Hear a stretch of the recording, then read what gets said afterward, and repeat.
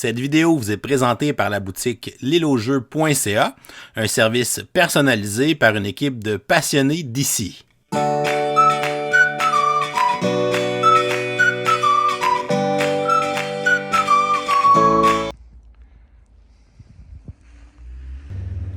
Hey, bonjour tout le monde, bonjour, bienvenue dans le coup de cœur du mois de décembre. Ben oui, c'est déjà la nouvelle année. Alors, c'est Martin Lafrenière qui est ici, mais vous êtes évidemment sur la chaîne du professeur Board Game. Alors, c'est avec beaucoup d'honneur encore que je commence ce concept du coup de cœur de l'année de mon ami David Couteau sur sa chaîne encore pour une autre année.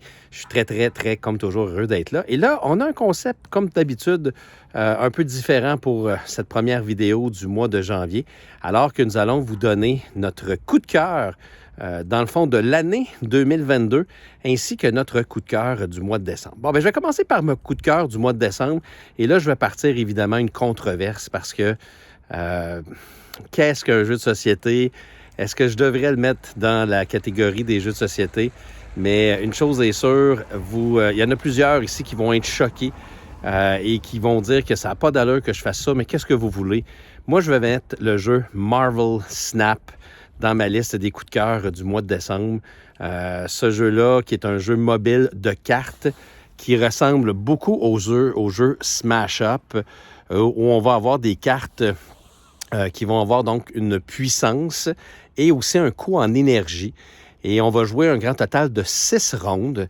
Et à chaque ronde, on va avoir une énergie supplémentaire, ce qui fait en sorte que on commence avec la première ronde, ça va coûter 1 énergie. Ensuite, ça va être 2 énergies. Et on va avoir des cartes qui vont être différentes. Et en plus d'être différentes, ce sont des cartes qui vont avoir des habiletés spéciales, qui vont avoir des effets continus, qui vont avoir des effets quand on va les révéler, qui n'auront pas d'effet du tout, qui vont faire des combos les uns avec les autres. Écoutez, puis le but, c'est de prendre contrôle de 3 lieux.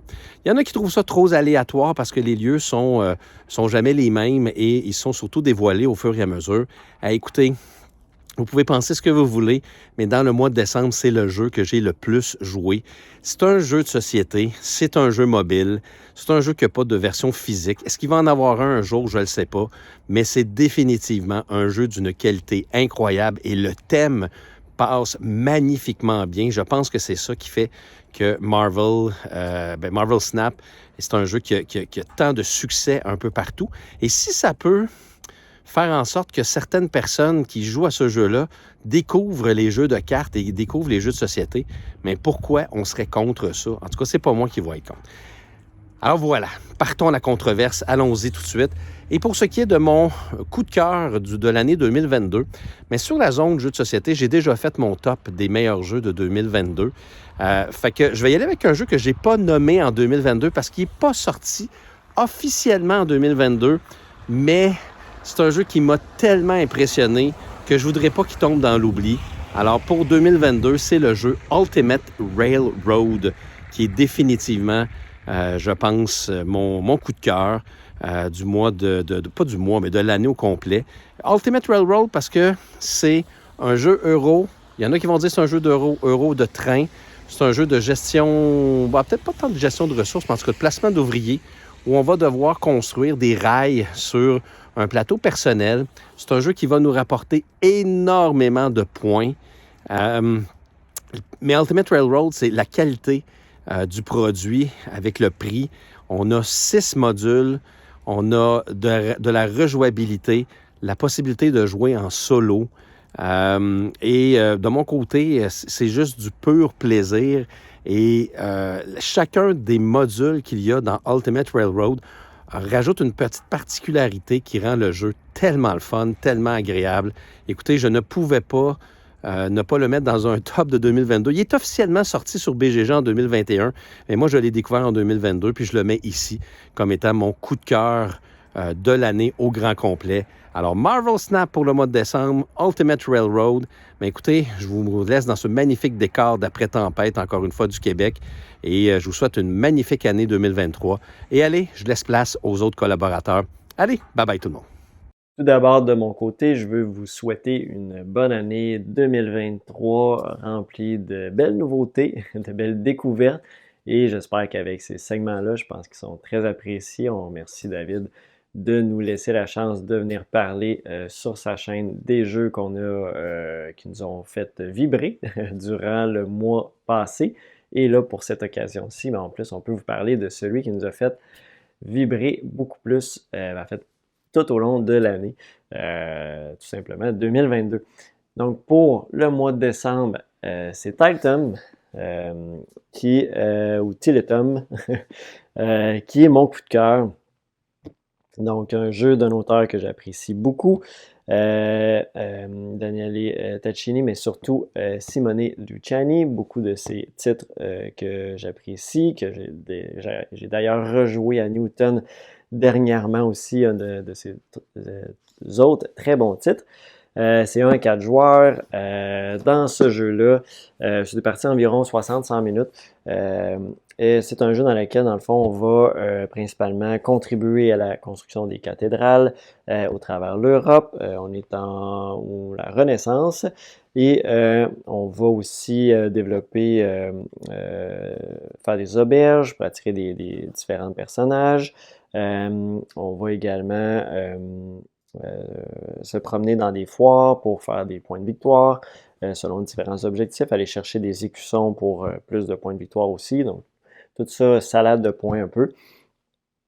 Et la mécanique principale, c'est que quand on va chercher un dé, ça nous donne un nombre de ressources égal à la valeur du dé et la couleur du dé, c'est la ressource appropriée. Et on va recevoir un nombre d'actions, 7 moins cette valeur-là. Donc, si je prends beaucoup de ressources, je ne ferai pas beaucoup d'actions de l'action choisie. Et à chaque manche, la roulette d'action va tourner également. Donc, les actions n'auront pas la même force d'un tour à l'autre. Donc ça, c'est très bien pensé, cette mécanique-là. Et ensuite, c'est à bien gérer comment on planifie nos déplacements, comment on gère nos auberges. On peut aller dans différentes stratégies, plus ou moins dans une autre. Les cathédrales à construire peuvent être très payantes aussi, donc on peut focusser là-dessus. Donc on peut aller un peu dans toutes directions et il faut avoir des multiplicateurs à la fin entre les bâtiments construits et les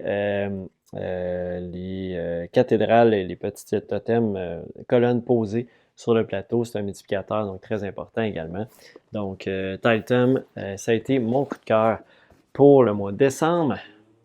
Et pour l'année 2022 au grand complet, ça va mieux quand on a le jeu à côté de nous. Donc, c'est Ultimate Railroads, mais surtout la nouvelle extension à l'intérieur de cette boîte-là qui est Asian Railroad qui amène le plateau d'industrie commun à tous les joueurs. Donc, ça amène une dynamique tellement différente, beaucoup plus d'interaction sur cet aspect-là de ce jeu-là.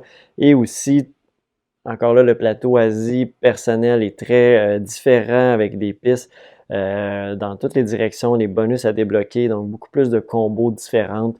Vraiment une dynamique super intéressante. J'ai adoré ce nouveau plateau industrie-là et ça fait en sorte que ça reste mon jeu numéro 1 à moi. Et donc cette année, avec cette sortie-là de la boîte ultime, ça ne peut qu'être mon coup de cœur pour l'année 2022.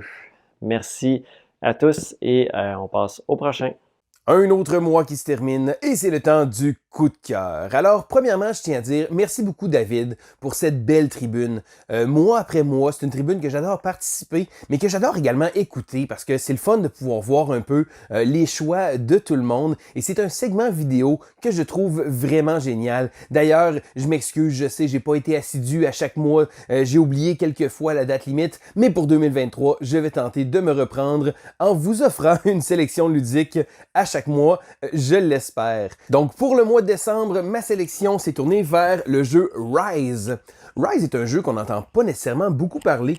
Il y a une couverture un peu drabe, je dirais, mais pour une raison que j'ignore, j'ai été très attiré par ce jeu-là. Donc vraiment, c'est un jeu de la compagnie Capstone Games qui habituellement produit des jeux de bonne qualité et c'est un jeu de pistes. Donc il va y avoir une dizaine de pistes différentes et on va monter notre petit cube sur des différentes pistes qui vont activer des pouvoirs pour pouvoir activer une autre piste et vous voyez l'effet de réaction en chaîne. Dans le jeu de société, pour ma part, c'est quelque chose que j'adore, d'avoir justement une réaction qui va causer une chaîne d'effets, un peu comme le jeu Tréfuté. Bon, à plus petite échelle, on fait des X, on fait des petites coches, mais j'aime beaucoup ce feeling-là de réussir à faire des bonnes combines qui vont me faire aller à gauche et à droite. Et dans Rise, on a vraiment la possibilité de pouvoir le faire. Donc, le jeu vient avec un système de placement d'ouvriers, en fait, d'ouvriers uniques. On va choisir une action et selon où on va être rendu dans la ligne, on va pouvoir avoir accès à différents événements, différents bonus.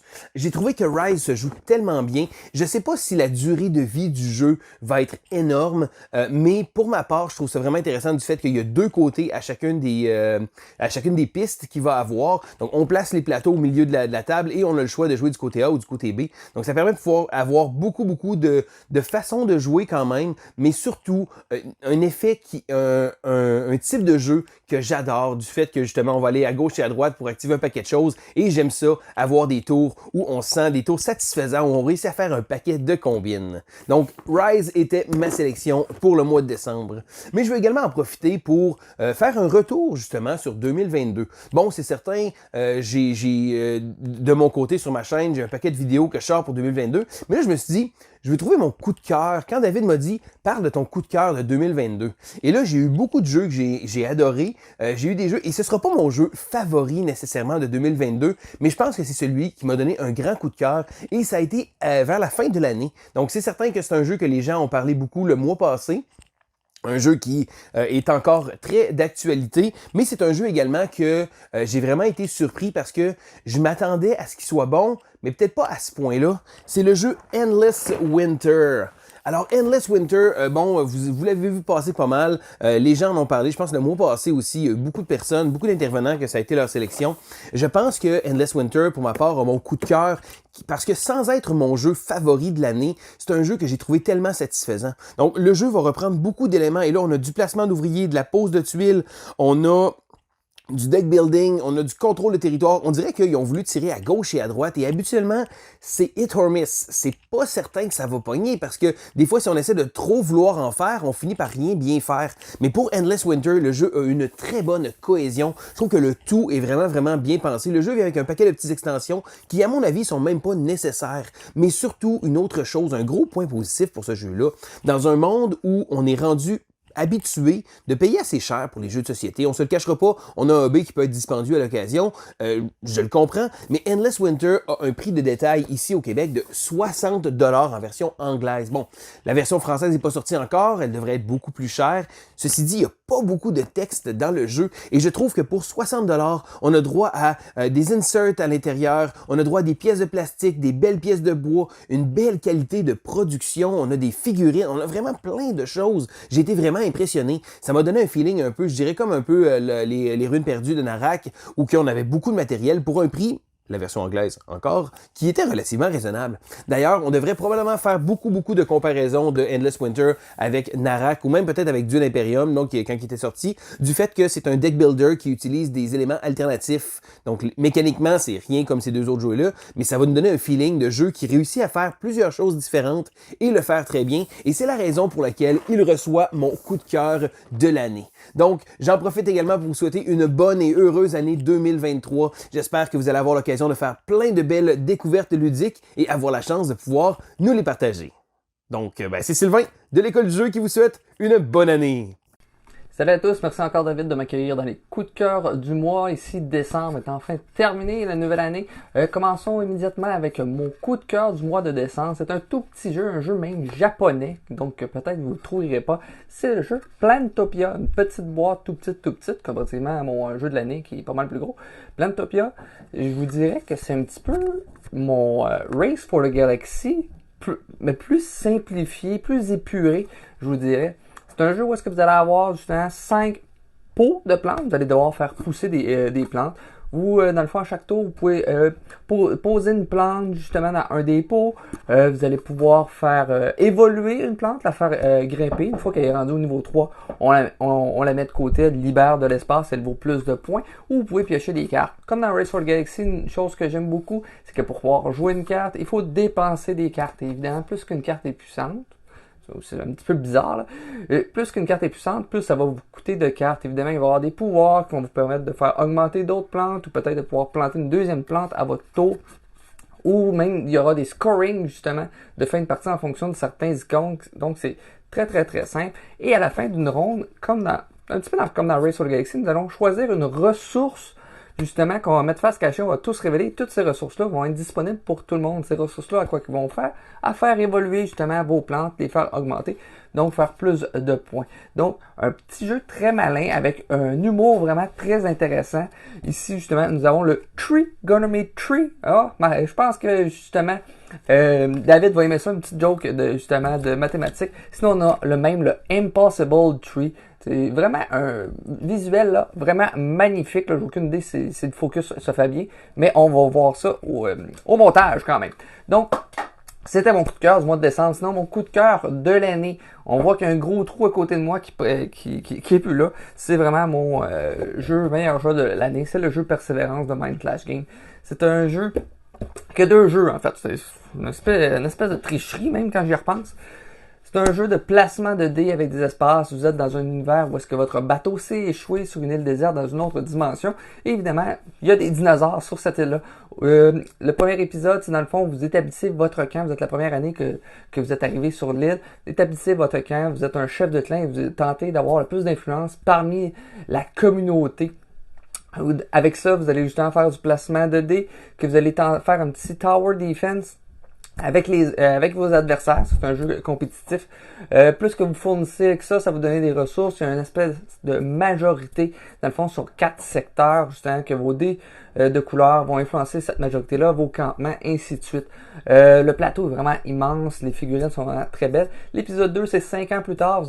C'est le même principe, mais vous allez explorer l'île. Donc, il y aura des emplacements où est-ce qu'il y aura plus de dinosaures, donc plus dangereux, mais les actions qui sont disponibles pour faire du placement de dés sont vraiment plus puissantes pour vous avantager au courant de la partie.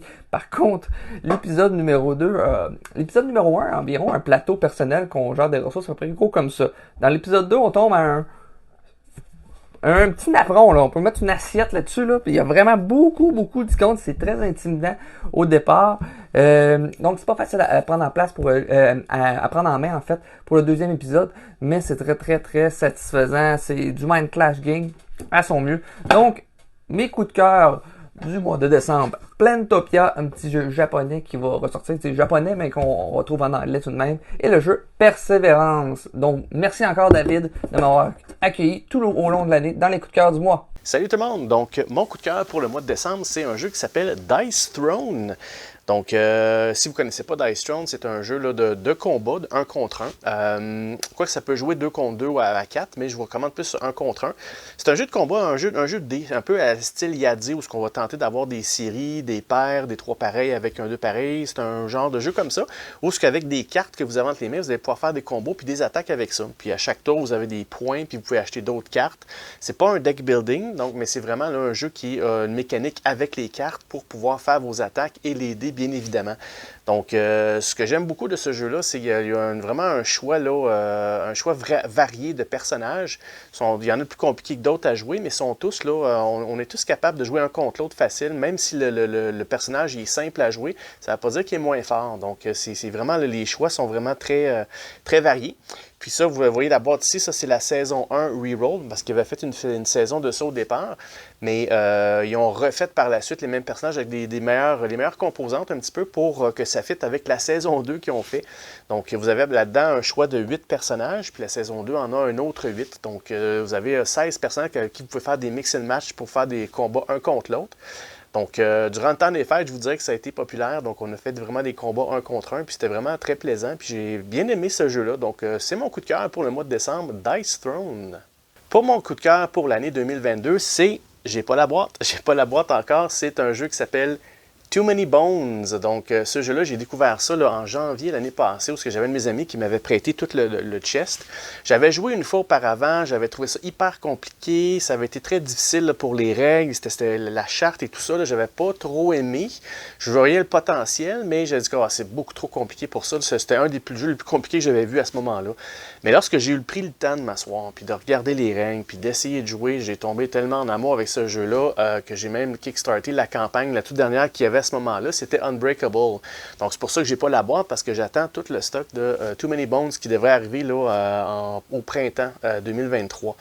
Mais c'est un jeu là, que ça marche avec les dés. Vous pouvez faire des petites campagnes. Les parties sont pas très longues. C'est toujours très intéressant avec les cartes. Vous avez des petits événements comme ça. Les combats, c'est un combat tactique avec les chips, parce que Chip Theory Games, c'est ça leur gimmick, c'est des chips de poker. Mais je vous dirais que le système d'acheter des dés, avoir des dés d'attaque, ça a été vraiment là, un gros coup de cœur pour moi cette année-là. J'ai vraiment là... j'ai redécouvert le jeu, si on veut, là, dans toute sa splendeur, puis j'ai vraiment là, adoré. Donc, mon coup de cœur pour l'année 2022, et je vous le recommande fortement. Si vous êtes capable de passer au travers la courbe d'apprentissage, ce jeu-là va vous offrir tellement de plaisir. Puis en plus, les parties ne sont pas très longues, puis si je ne me trompe pas, il y a la version française qui est maintenant disponible en ce moment. Donc, allez-y, je vous le recommande très fortement. Too Many Bones, mon coup de cœur pour l'année 2022. Bonjour, mon nom est Martin de l'Atelier du Meeple et encore une fois, merci au professeur Board Game de me recevoir dans son coup de cœur du mois et aussi coup de cœur de l'année. Alors ce mois-ci, mon jeu préféré, mon jeu vedette, c'est Wayfarers of the South Tigris. C'est le nouveau jeu de Garfield Game, une autre collaboration de McDonald's puis de Shem Phillips. Un excellent jeu, différent. On parle ici non seulement de pose d'ouvriers, mais aussi de pose de dés et d'amélioration et de gestion de vos dés, puis de tout un tableau que vous allez pouvoir augmenter, renchérir dessus, lui donner plus d'habileté. Vous avez une espèce de tableau visuel aussi qui se construit. À gauche de votre tableau, vous allez mettre les cartes de la Terre que vous explorez. À droite, celles de la mer. C'est magnifique. Vous pouvez mettre au-dessus de ça une exploration du ciel étoilé. C'est vraiment très bien fait. C'est vraiment une nouvelle tangente que prennent Phillips puis McDonald avec ce jeu-là. Et c'est très intéressant. On a adoré Raiders of the North Sea. On a adoré tous les royaumes de l'Ouest, même s'ils ne sont pas tous... aussi difficiles ou aussi faciles les uns que les autres. Mais je pense qu'on va adorer la série du South Tigris, vraiment en pleine Mésopotamie, en pleine découverte astronomique ou géographique. C'est vraiment bien pensé. C'est toute une façon de gérer aussi les personnages et les ressources qui est tout à fait différente. On a rarement vu ça. Alors, mon choix de l'année, pas mon choix de l'année, mais mon choix du mois de décembre, c'est vraiment Wayfarers of the South Tigris. Pour mon jeu de l'année, c'est un peu différent. Je vais être conséquent avec mon propre top 10 à moi et c'est Endless Winters Paleo Americans. Pourquoi? Parce que c'est vraiment un placement d'ouvriers comme je les aime, assez complexe, mais aussi facile à expliquer puis à comprendre. Alors, il y a beaucoup de choses à faire, il y a beaucoup de plateaux, il y a un plateau d'exploration, il y a un plateau avec des pistes pour les morts et les ressources. Il y a tout ça. Vous avez un tableau personnel que vous pourrez augmenter. C'est vraiment bien intéressant. Mais le placement d'ouvriers est franchement bien fait. Et la première action que vous allez faire, vous pouvez la faire autant de fois que vous pouvez ou que vous voulez. C'est selon. La deuxième action, on pourrait la faire qu'une seule fois. Et la troisième action n'est disponible qu'à la première personne qui y va. Alors, c'est tout à fait différent de ce qu'on est habitué. C'est vraiment bien fait, bien pensé. Et il y a un de mes designers préférés qui a agi comme lead developer dans ce jeu-là. Et c'est Johnny Pac Quentin. Johnny Pac Quentin qui nous a donné Coloma, mais qui avait aussi travaillé sur la baie des marchands. Et qui a travaillé sur le jeu qui s'en vient aussi, Unconscious Minds. Alors, dans les dernières années, non seulement Johnny Pac fait ses propres designs, mais il sert de lead developer. Et c'est vraiment, je pense, un ajout substantiel. Et Paleo Americans est vraiment un bel amalgame de placement d'ouvriers, de gestion de vos ressources, puisqu'il y en a juste deux, hein. C'était au Paléolithique. Alors, il n'y a que la bouffe et que les outils qui sont importants pour survivre à cette époque-là. Et ça se confirme très bien dans le jeu. Et encore une fois, le jeu est magnifiquement illustré par Demico. Alors, mon choix de l'année, c'est vraiment paléo-américain Endless Winter. Salut les gamers, Sam de Board Game Duel. En commençant, je veux souhaiter une très bonne année à tous ceux et celles qui nous écoutent, au professeur Board Game et à tous les collaborateurs et collaboratrices qui vous donnent les coups de cœur à chaque mois. On va s'en souhaiter une belle. Donc, pour le mois de décembre, mon coup de cœur a été le jeu My City du Dr. Rainer Knizia. C'est un jeu Legacy de placement de tuiles.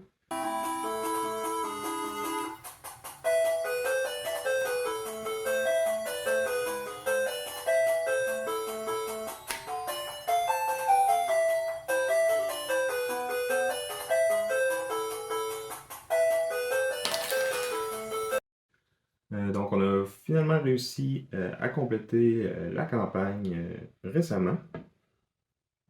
C'est un jeu que j'ai joué avec ma conjointe, puis que j'ai même rejoué avec Vincent pour en parler sur notre podcast. Comme je disais, un jeu de placement de tuiles assez simple, mais qui va, dans le fond, au fil des 24 épisodes de la campagne, va se renouveler au niveau des règles. Donc, dans le fond, la campagne est divisée en 8 chapitres qui a 3 épisodes chacun. Puis à chaque chapitre, il va y avoir une règle majeure qui va changer. Puis à chaque épisode, on va avoir des petites règles qui vont s'ajouter ou s'enlever. Qui vont nous donner une expérience un peu différente à chaque fois, mais qui va toujours demeurer assez simple, mais qui va se renouveler, se refaire. Donc ça va évoluer, puis ça va rester intéressant du début jusqu'à la fin.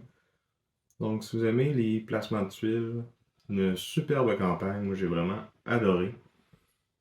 C'est très bien en physique, mais c'est aussi disponible sur BGA si vous voulez l'essayer. Puis en plus, à la fin de la campagne, on a un mode pour toujours, donc de l'autre côté de notre plateau.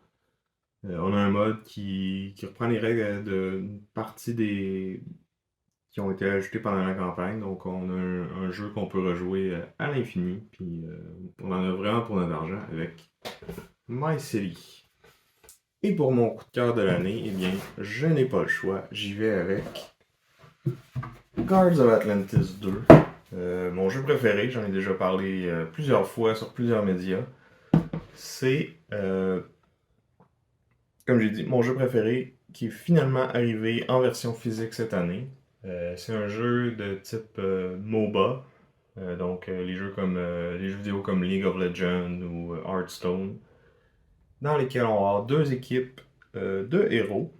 Chaque joueur va incarner un personnage différent, qui va avoir des pouvoirs et des capacités vraiment uniques. Qu'on joue un personnage ou un autre, ça va vraiment changer la game. Puis, dépendamment de c'est qui nos coéquipiers, ça va aussi changer la game parce que chaque personnage peut être bâti de façon différente. Parce qu'au fur et à mesure que la partie avance, on va monter de level, débloquer des nouvelles habiletés, changer des cartes dans notre deck. Donc, on va devenir plus fort, mais on peut aussi se spécialiser de différentes façons. Et dépendamment de c'est qui nos adversaires et nos coéquipiers, on va pas nécessairement se spécialiser de la même façon. C'est un jeu dont les règles sont assez simples. La complexité va vraiment venir plutôt de l'interaction entre les personnages, entre les cartes des différents personnages. C'est là qu'il va aller chercher toute sa profondeur. C'est un jeu que j'ai joué des centaines de fois, je me tanne jamais. Dans cette boîte-là, il y avait 22 personnages. Les 22 sont vraiment différents. Puis sont séparés aussi en différents niveaux de complexité. Donc on a les plus simples qu'on peut se servir quand on introduit le jeu à des nouveaux joueurs. Puis on a des plus compliqués qui sont pas plus forts, sont juste plus complexes à jouer. Et qui vont nous offrir un beau puzzle quand on joue avec une table avec des joueurs un peu plus aguerris et expérimentés dans ce jeu-là. Donc, vraiment un jeu merveilleux qui est à peu près pas trouvable en ce moment, mais soyez à l'affût, il y a une nouvelle campagne de sociofinancement qui devrait sortir cette année pour ce jeu-là. Ça va être possible de backer pour tous les personnages qui existaient déjà, mais il va aussi y avoir des nouveaux qui vont s'ajouter, donc encore plus d'heures de plaisir à jouer à Guards of Atlantis 2. Alors voilà, c'était mon coup de cœur pour le mois de décembre et pour l'année 2022 au complet. Je vous dis à la prochaine! What's up guys, Lydia de la chaîne Madame Meeple. Mes 2 coups de cœur pour ce segment-ci. Donc commençons avec le segment pour le mois de décembre 2022. Mon coup de cœur. Et en regardant ça, là, mes 2 coups de cœur ont des similitudes. Donc il faut croire que j'ai un... I have a type, comme on dit. Galileo Projet, publié par Sorry We Are French, qui est un jeu de... Il y a un petit côté tableau building ainsi que collection de cartes d'ensemble. En fait, on va venir chercher et aménager les 4 satellites qui se trouvent dans notre plateau personnel.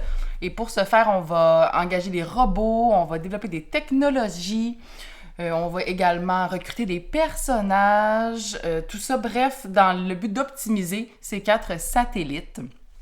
Ce qui est le fun, c'est que les satellites ont tous leur propre propriété. Donc, lorsqu'on augmente un des satellites, bien, ça nous fait, par exemple, des crédits pour l'achat de nouvelles planètes ou nouveaux personnages. Ensuite, on a la possibilité de ramasser une pièce d'échange, en fait, là, qui se retrouve avec les petits jetons science. Voilà, c'est ce que je voulais dire, les jetons science. Donc, plus on va augmenter. Il y en a un autre qui nous fait des points en fin de victoire, en fin de partie, des points de victoire en fin de partie. Bref, il y a un petit côté tableau building que j'aime beaucoup. Le jeu est très, très beau, de couleurs très vives. Je n'ai pas joué à Ganymède, qui est dans la même série, si je peux me permettre. Donc, ça me donne encore plus le goût de m'y pencher. Mais vraiment, Galileo Project, ça va aller mieux ce côté-ci. Mon coup de cœur pour décembre 2022. Et sans plus attendre, without further ado, voici mon coup de cœur pour l'année 2022, un jeu de 2021. Je vais le faire différent. Terraforming Mars Expédition Ares. Donc, comme je le disais, il y a des similitudes entre Galileo Projet et TM Expédition Ares pour le thème. D'abord, ici, on est sur Mars, sans trop grande surprise. Je sais qu'il y a beaucoup été... c'est chaud ou froid, là. Les avis sont mitigés sur ce dernier. Moi, je l'adore. J'ai beaucoup aimé Terraforming Mars Papa et j'aime beaucoup. J'adore Terraforming Mars petit. J'aime justement son côté monté en puissance, la sélection des cartes, surtout lorsqu'on est en multijoueur, où on essaie de prévoir l'action des autres pour pouvoir en profiter à son tour. J'aime le fait qu'on travaille tous dans un but commun, donc terraformer Mars, le petit plateau central qui n'est vraiment pas le principe là, du jeu, vraiment pas le principal, je veux dire, du jeu dans celui-ci. J'aime beaucoup, beaucoup le fait que c'est, comme je disais, une montée en puissance. Au début, on commence, on n'a presque rien. En fait, on n'a pas de crédit, on n'a pas grand-chose. Et plus ça va, plus on se dit « Wow, les tours sont tellement de plus en plus efficaces. C'est vraiment satisfaisant. » J'ai joué en solo, chose que j'adore. Ce qui manque à Galileo Project, c'est un mode solo, simplement. Là, s'il y avait ça, je serais aux anges.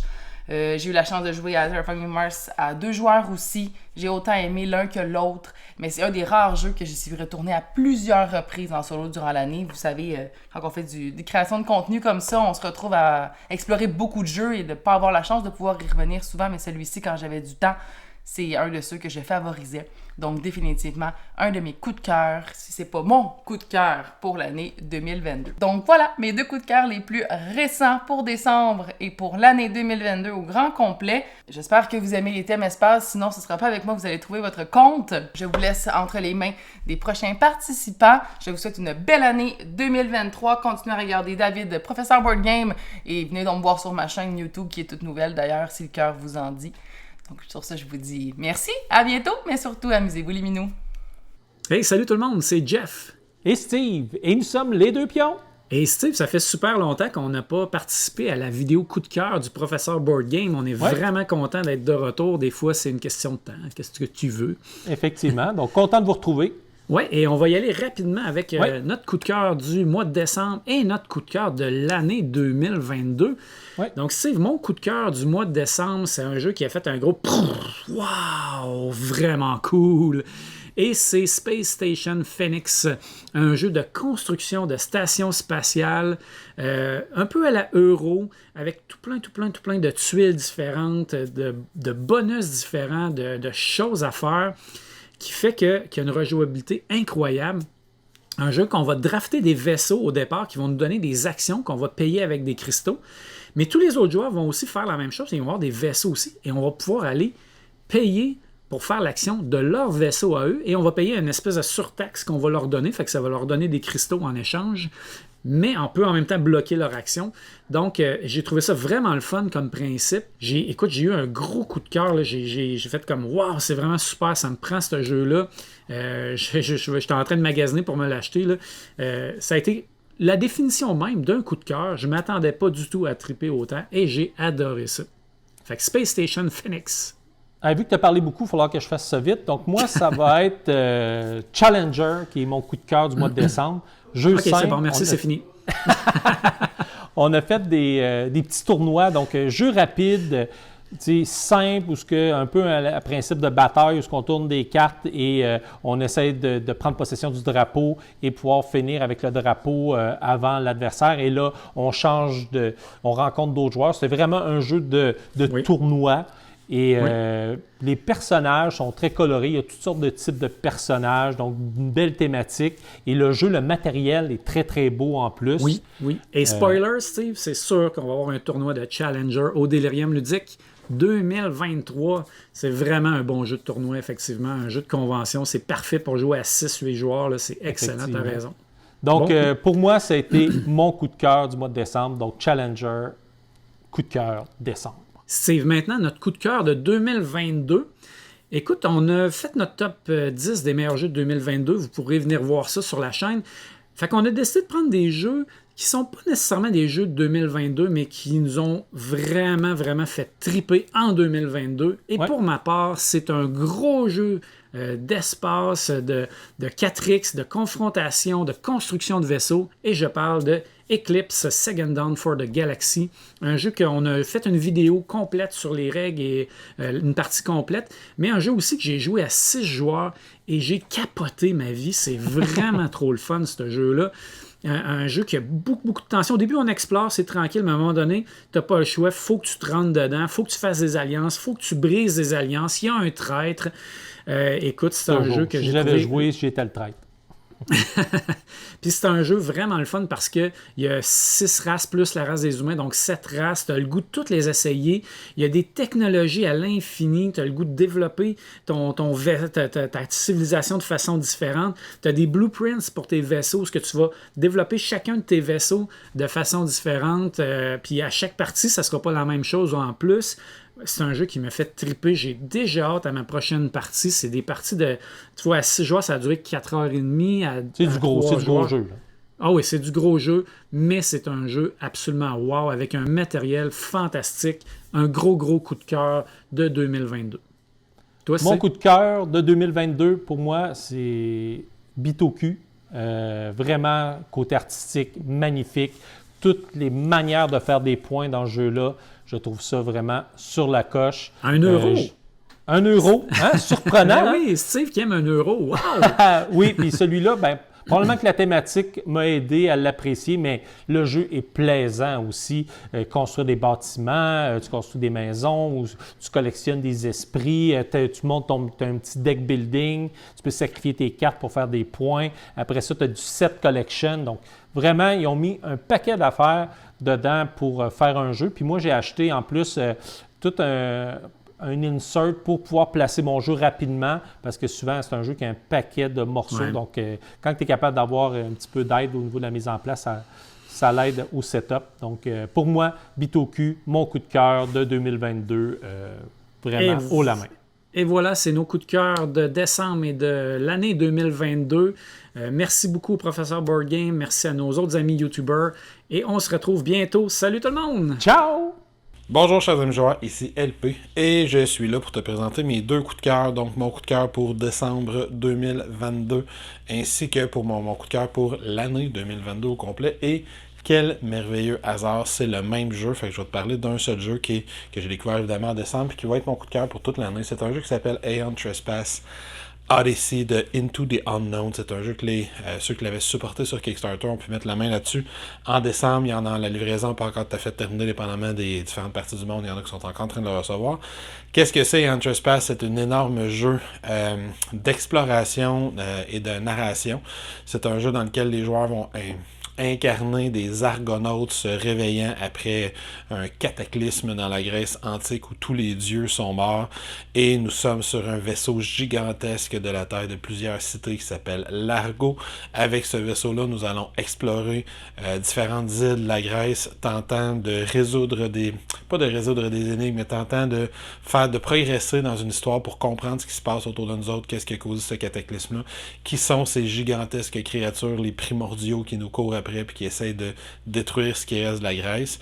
Et pour combattre ces primordiaux-là, on va prendre le contrôle, nos argonautes vont prendre le contrôle à distance de gigantesques titans qui vont pouvoir aller combattre ces primordiaux-là. Donc on a un mélange de jeu où il y a énormément d'exploration, fait qu'on va se promener sur des tuiles, des cartes de type 7e continent, il va y avoir des numéros sur ces cartes-là, ça va plutôt des icônes. Ces icônes-là vont nous faire progresser, vont nous faire démarrer différentes aventures de différents types. On peut faire progresser l'aventure personnelle de notre personnage, on peut faire progresser l'aventure qui va nous permettre d'en savoir plus sur l'étrange vaisseau, l'étrange navire sur lequel nous nous retrouvons. On va faire progresser des aventures passagères qui vont se passer à différents endroits de l'île de Crète dans la première campagne et un peu partout dans la Grèce par la suite. Et on va faire progresser l'intrigue principale sur laquelle je ne te révélerai absolument rien. Il y a un mélange de mécaniques hyper intéressant là-dedans. Il y a toujours, à toutes les quelques heures de jeu, on te rajoute une petite mécanique, on te rajoute une petite surprise sur la façon dont le jeu va se jouer dans cette partie du jeu-là. Fait que le jeu réussit tout le temps de surprendre continuellement et par-dessus ça, de façon impromptue, de temps en temps, on va avoir un combat qui va se déclencher. Il y a un primordial gigantesque, créature fantastique et extraordinairement terrifiante qui va nous sauter dessus. Et là, on va aller la combattre. Et là, on va tasser tout notre plateau. Puis on va installer un bon vieux boss battler de type Kingdom Death Monster ou de type Into the Deepwood, Oathsworn Into the Deepwood, ce genre de jeu-là, Adventure Tactics, il y en a plein qui existent. Où là, on va avoir à affronter ce boss-là sur une map quadrillée. On va contrôler nos titans, on va avoir de l'équipement, des pouvoirs, des habiletés spéciales. Le monstre est contrôlé par une intelligence artificielle. Quand on va tenter d'attaquer le monstre, on va viser différentes parties du corps. Le monstre va devenir de plus en plus fort. On a nous aussi des mécaniques où plus on est proche de la mort, plus on est fort. Et le jeu va te permettre de multiplier les actes héroïques et épiques, t'arrachant des griffes de la mort juste avant qu'il ne soit trop tard pour que tu puisses terrasser des monstres gargantuesques. C'est un jeu qui te propose énormément de choses, puis ajoute à ça que ton vaisseau gigantesque, l'Argo, tu peux l'améliorer, développer des différentes technologies, développer des nouveaux pouvoirs, construire du nouveau matériel via l'artisanat pour mieux équiper tes titans pour qu'ils affrontent les boss de façon plus efficace encore. Ajoute à ça que tu as 3 campagnes dans la boîte de base. Chaque campagne te prenait minimalement 50-60 heures de jeu parce que j'en suis à une 40-45 heures de jeu dans la première campagne puis je ne l'ai pas fini. Donc on a minimalement 50, 60, 70 heures de jeu étalées sur 3 campagnes.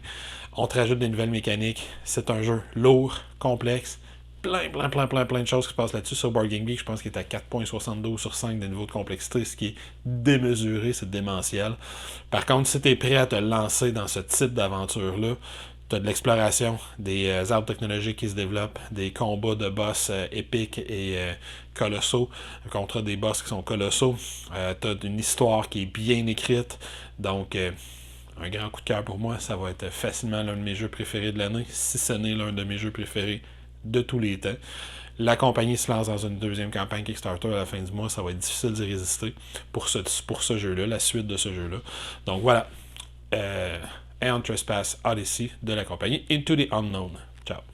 Bonne année 2023, les enfants de la télé. C'est Vince. Ben oui, hein, j'espère que vous allez bien, que vous avez passé un bon temps des fêtes. Santé, joie, bonheur, amour dans cette période hivernale. Surtout la santé, c'est très, très, très important. Je veux remercier aussi Dave de cette année, d'avoir été, je trouve que tu as été vraiment un pilier dans le monde ludique québécois. Tu as vraiment bien pris soin de ta communauté, ta production vidéo était extraordinaire. Bref, mille merci. Puis vraiment là, un superbe travail que tu fais comme d'habitude. Et merci de m'avoir donné l'opportunité de rencontrer plein de belles personnes. Mais bref, je suis pas là pour lancer des fleurs à personne. Vous êtes là pour m'entendre parler de mon jeu, mon coup de cœur du mois de décembre et mon gros coup de cœur de l'année 2022. Mon coup de cœur du mois de décembre, eh bien, il s'agit de John Company Second Edition. Regardez ça, ce designer-là, si vous voulez me faire plaisir, là, parlez de lui, apprenez à le connaître. Bref, un un superbe auteur de jeu. John Company Second Edition, c'est massif comme jeu, hein, comme vous pouvez le voir ici sur la table. Ça prend beaucoup d'espace sur la table. Il y a beaucoup de choses, beaucoup de règles, beaucoup de matériel, mais surtout un gameplay assez unique, excentrique, merci. On est à la tête de la Compagnie des Indes orientales et notre but, c'est de la faire fructifier ou pas, ça dépend de tes objectifs. Mais bref, un tour de jeu, c'est qu'on va passer d'un siège de la compagnie à un autre et ce siège-là va changer en fait à travers la partie.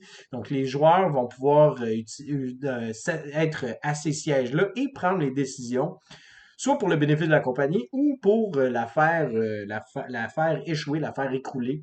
Ça dépend vraiment de ce que l'on désire, mais ça dépend aussi de nos points de victoire, hein. Donc, si on est en bonne position en bonne position pour la faire échouer, qu'on peut gagner, ben pourquoi pas, hein? C'est le but du jeu, c'est toujours de gagner, hein? Ici, ben ça fait en sorte que cette compagnie-là n'existe plus, mais que nous, on peut aller se retirer, hein, dans notre manoir. À Londres sans trop de problèmes, ben why not Coconut? Donc, c'est un jeu, comme vous pouvez constater, take that, négociation. C'est massif, là, comme j'ai dit, mais c'est tellement intéressant. Faut juste prendre le jeu avec un grain de sel, se laisser emporter dans l'histoire et d'être assez opportuniste, puis des fois aussi tirer les verres du nez des adversaires, puis des fois leur faire passer des petits coups en dessous de la ceinture.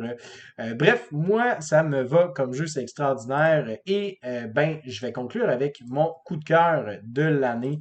Ça a vraiment été difficile. Honnêtement, c'est une des plus belles années ludiques que j'ai eues depuis que j'ai commencé à jouer là, quasiment. J'ai redécouvert plein de classiques, des jeux extraordinaires. J'en aurais au moins 10-12 là, à vous présenter. Faut que je vous en présente un. Puis si vous me demandez vraiment là, lequel que je serais prêt à sortir à n'importe quel moment, ben je serais porté à vous dire Reef Encounter.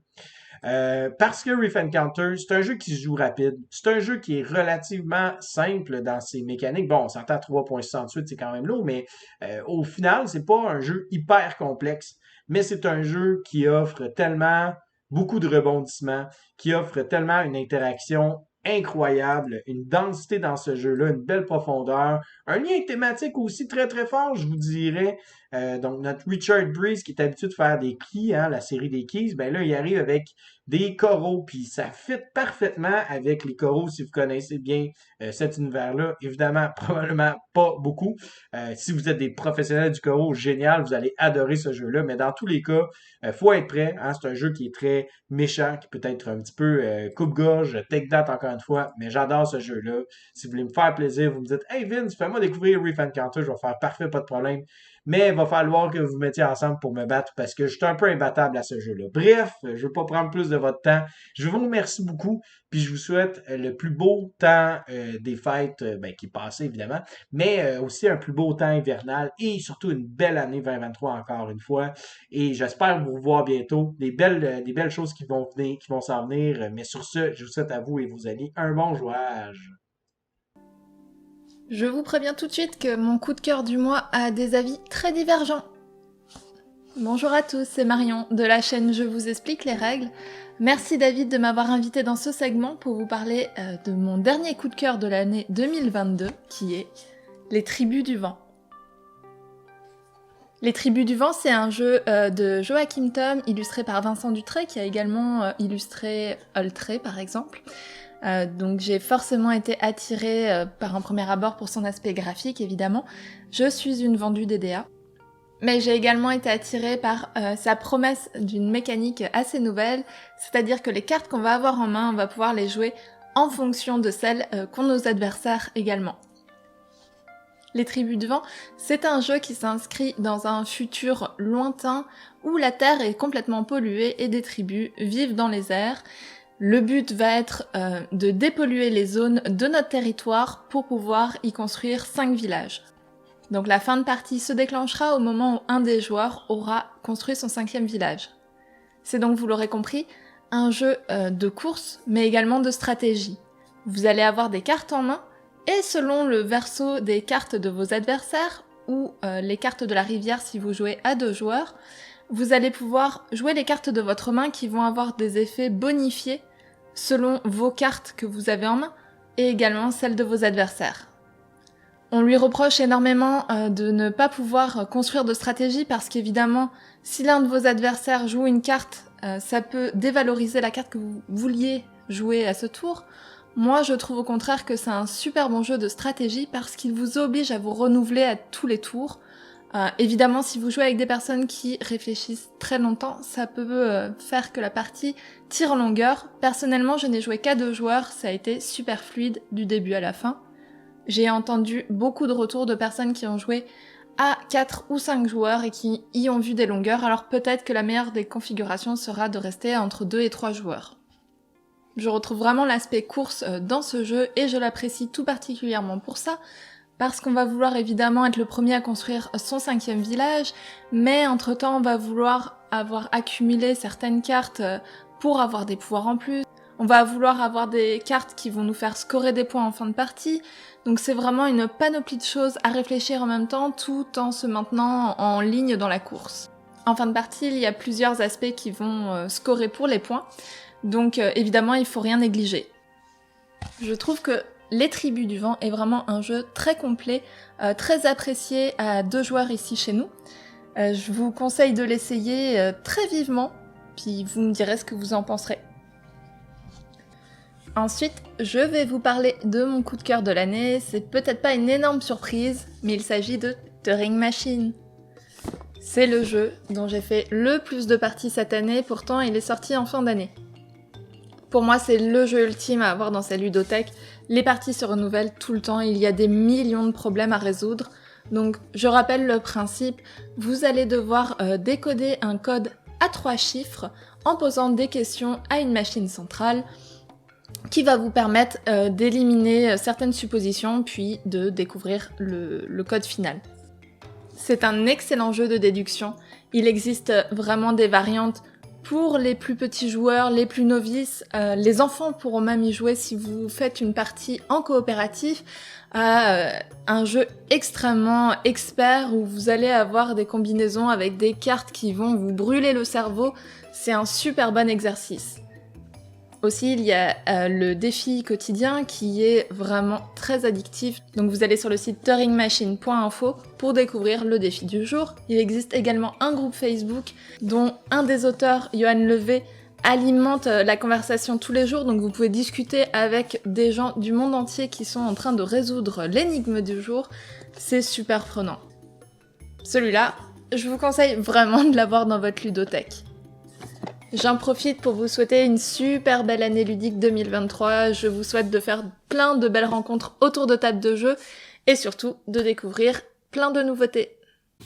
Bonjour David, merci de l'invitation pour partager mon coup de cœur de 2022. Oui, on a déjà terminé l'année et c'est l'occasion de vous souhaiter une bonne et heureuse année ludique. Merci d'être présent sur l'ensemble de la communauté ludique. On forme vraiment une belle famille et c'est très agréable de pouvoir vous côtoyer régulièrement via nos chaînes respectives. Donc, merci à tout le monde. Beaucoup de jeux joués cette année. J'ai fait plus de 460 parties. Beaucoup de jeux 2022 sortis. Vous envoyez une partie derrière moi. Par contre, le coup de cœur, c'est l'occasion de partager nos nouvelles découvertes. Donc, c'est pas forcément seulement des jeux 2022. Mais je vais y aller avec mon coup de cœur du mois de décembre, puisque c'est ce qu'on commence. Alors, Cat in a Box, c'est un jeu que j'ai découvert en fin d'année. J'en avais beaucoup entendu parler lorsque j'étais à Essen. Ça a fait le buzz, en compagnie d'ailleurs de Turing Machine. Et je tenais à l'essayer. Et j'ai pas été déçu. À un gros groupe de joueurs, parce que ça se joue donc de 3 à 5 joueurs, des parties d'une trentaine de minutes. C'est un jeu tout simple de levée. Donc, vous connaissez les jeux de cartes traditionnels, mais la particularité de ce jeu-ci, c'est qu'il n'y a aucune couleur sur les cartes et c'est nous qui décidons la couleur de la carte qu'on joue. C'est un peu weird à expliquer, mais pour tout amateur de jeux de cartes, vous devez essayer ça une fois dans votre vie et y aller autant que possible avec un gros groupe de joueurs. C'est vraiment génial. J'ai eu de très belles parties de Cat in a Box et ça sort des sentiers battus et ça me fascine toujours lorsqu'un éditeur arrive avec un jeu de cartes et est capable de réinventer quelque chose qu'on connaît depuis toujours, et c'est le cas avec Cat in the Box. Alors c'est mon coup de cœur du mois de décembre. Et pour ce qui est de mon coup de cœur de l'année, parce que David nous laisse l'opportunité de vous en parler un peu plus, c'est un autre petit jeu de cartes que j'ai joué énormément dans le temps des fêtes, sorti quelques années précédentes, c'est Scout. Donc, petit jeu japonais qui arrive avec une thématique de cirque très légère, mais c'est un jeu dans lequel qui est encore une fois très brillant. C'est un jeu de lever encore une fois, donc on doit défausser des cartes et battre les cartes qui sont sur la table, mais on a la particularité de ne pas pouvoir réarranger sa main de carte. Alors on va devoir hériter d'une main de carte distribuée, essayer de jouer les cartes dans le bon ordre pour être capable de faire des combos de cartes plus performants, ce qui est notre spectacle de cirque, mais c'est très très efficace. On a vraiment eu de beaux moments et c'est très addictif. On a déjà enchaîné les parties. Dans le temps de le dire, j'ai dépassé le 20 parties et on joue régulièrement en famille. Donc Scout, si vous connaissez pas, c'est pour moi ma découverte de l'année. Jeu qui est sorti, je pense, en 2019 en version originale, mais moi j'ai découvert cette année, donc j'ai grandement apprécié mes expériences de jeu. Donc 2 petits jeux de cartes en suggestion de fin d'année. J'ai effectivement énormément de gros jeux, mais je voulais rester à des jeux qui étaient accessibles en boutique parce que ISS Vanguard c'est très bon, mais vous allez avoir de la difficulté à le trouver. Alors c'est mes suggestions pour l'année 2022. Donc merci beaucoup David de l'invitation et encore une fois bonne année à tous. On se revoit prochainement donc sur les coups de cœur de David. Bye tout le monde, à la prochaine. Salut les gamers, bonne année 2023 à tout le monde. Donc pour mon coup de cœur du mois de décembre 2022, j'ai choisi un jeu qui était quand même pas récent, donc un jeu qui s'appelle Histoire de Pirates. C'est un jeu coopératif en temps réel dans lequel on va jouer sur 10 scénarios et à chaque scénario on va avoir des nouvelles règles qui vont s'appliquer, soit des nouvelles cartes d'ennemis, des nouvelles composantes qui vont entrer dans le jeu, des nouveaux objectifs. C'est un jeu qui se joue avec une application mobile qui va gérer un peu le scénario pendant qu'on va être en train de jouer. C'est un jeu dans lequel on va avoir un énorme bateau pirate en 3 dimensions dans lequel il va y avoir différents trous qui sont les emplacements d'ouvriers. Salut Clank. Qu'on peut placer nos sabliers, en fait, qui sont nos ouvriers qui représentent les gens de l'équipage du bateau. Et on va faire différentes actions, donc on va placer nos sabliers. Et lorsque le temps du sablier va être écoulé, c'est là qu'on va pouvoir le reprendre et exécuter l'action. Donc on peut lever les voiles, augmenter la vitesse ou la diminuer. On peut faire tourner le bateau sur le plateau. Donc on a une espèce de plateau qui est en rond avec 6 secteurs. Donc on va pouvoir se promener et aller explorer les cartes qui se trouvent dans chacun des secteurs. On va pouvoir charger les canons, tirer les canons.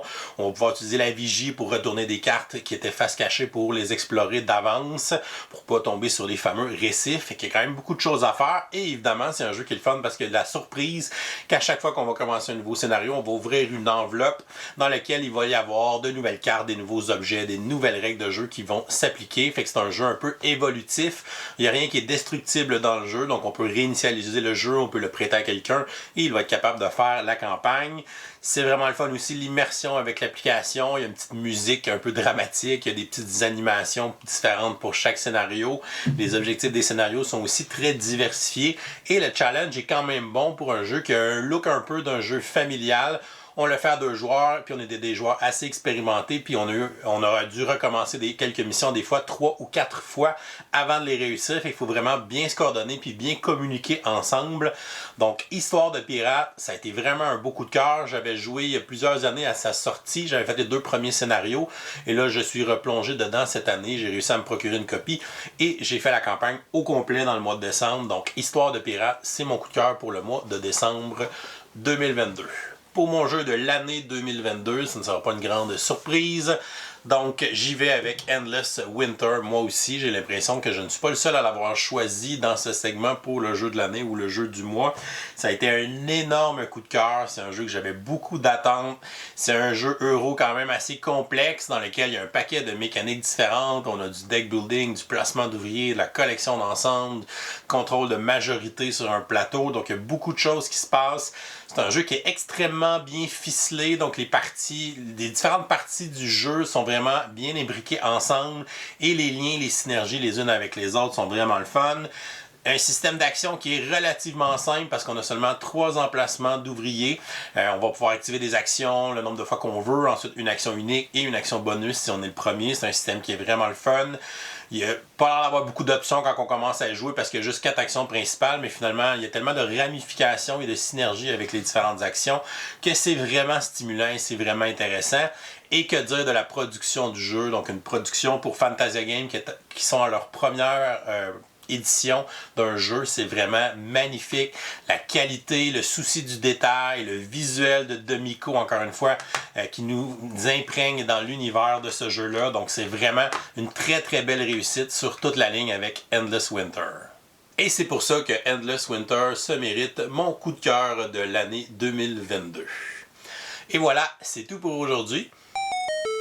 Oh, c'est vrai, on est lundi. On va donc vous donner une question du jour pour participer à notre concours du lundi pour le mois de janvier 2023, dans lequel vous pourrez gagner le jeu Challengers. Donc, la question du jour est la suivante. Quel est votre jeu coup de cœur du mois de décembre 2022 et de l'année 2022? Donc, vous nous laissez ça en commentaire YouTube sous la vidéo pour enregistrer votre participation. On a bien hâte de lire vos suggestions. Encore une fois, un grand merci à tous mes collaborateurs et collaboratrices qui prennent le temps de filmer et de m'envoyer leur segment coup de cœur pour qu'on puisse vous présenter ça tout le monde ensemble. C'est toujours un bel exercice et c'est très apprécié de la communauté. Je trouve que ça montre un peu toute cette synergie entre les différents créateurs de contenu, cette camaraderie qui existe pour les créateurs de contenu du domaine ludique. Donc c'est toujours le fun, c'est toujours avec le sourire qu'on le fait. Donc encore une fois, on espère continuer en 2023 à vous présenter autant de beaux coups de cœur à chaque mois. D'ici ce temps-là, je vous souhaite une excellente fin de journée et continuez de gamer.